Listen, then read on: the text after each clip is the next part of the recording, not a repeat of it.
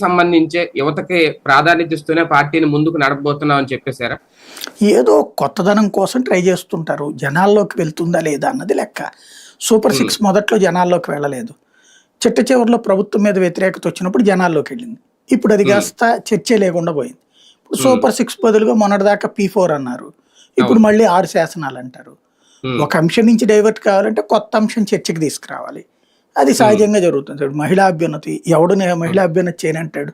ఏ party అవును. చేయనంటది? అట్లాగే అవును. యువతరం అభివృద్ధి. ఏ పార్టీ నేను యువతరాన్ని అభివృద్ధి చేయనంటది? హ్మ్. అట్లాగే దేశ అభివృద్ధి లేకపోతే రాష్ట్ర అభివృద్ధి ఇది ఎవడు చేయనంటాడు? ఇయన్నీ హ్మ్. సహజం. ఒక్కొక్కళ్ళు ఒక్కొక్క హ్మ్. టైటిల్ పెట్టుకుంటారు. ఆళ్ళు నవరత్నాలని పెట్టుకుంటే వీళ్ళు సూపర్ 6 అని పెట్టుకున్నారు. ఇప్పుడు హ్మ్. శాసనాలని పెట్టుకుంటారు. అది హ్మ్. లక్ష్యాలంటారు. ఇప్పటిదాకా ఏంటి సాధిస్తాం అన్నటువంటి దాని దగ్గర నుంచి లక్ష్యాలు అంటే ఇక హ్మ్. ఎప్పటి నుంచి దాని దిశగా అడుగులు వేస్తాం అని చెప్పడం అన్నమాట. హ్మ్. అవును. హ్మ్. కానీ ఇందులో అంటే సీనియర్‌లకి ఏమన్నా ఒక స్ట్రోక్ ఇస్తున్నారా? ఈ ప్రసంగాల ద్వారా, నిన్న ఆ శాసనాల ద్వారా? అందులో సీనియర్‌లకు సంబంధించి ఎక్కడ పెద్దగా ఏం లేదు. అంటే ఎప్పుడు కూడా సీనియర్ అంటూ ప్రత్యేకించి ఎవడు ఏ శాసనము చేయడు, ఏ ఉపన్యాసము చేయడు. సహజంగా హ్మ్. They are the part of the party. అందులో పెద్ద హ్మ్. ఇష్యూస్ ఏం కాదు. హ్మ్. సాధారణంగా ఎప్పుడు కూడా యువతరం గురించి ఉపన్యాసాలు జరుగుతా ఉంటుంటాయి. కాకపోతే ఆ యువతరానికి ఏమి ఇచ్చాం, ఏం చేశాం అన్నటువంటిది లెక్క.